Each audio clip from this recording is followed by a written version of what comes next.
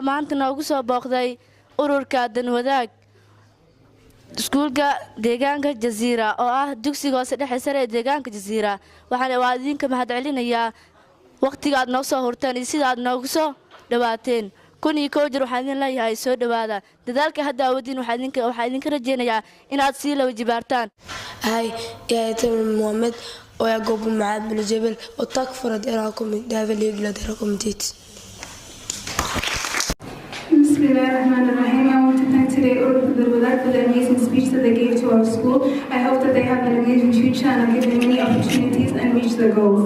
الله عليكم وعين الله ترعاكم. وبعد اسمي أيان عبد القادر حسن، أنا من تلاميذ معهد معاذ بن جبل للتعليم المتونة الشرعية والمواد والأساسية في حي دركينلي في عاصمة مقدشو.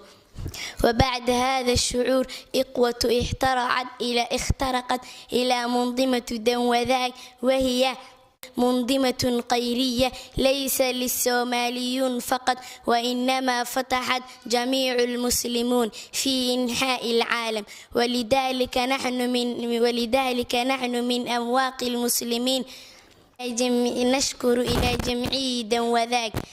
أخيرا نحن إذا كنا لمدرسة معاذ بن جبل نحث عليكم أن تزيدوا من هناك، والله مع المحسنين.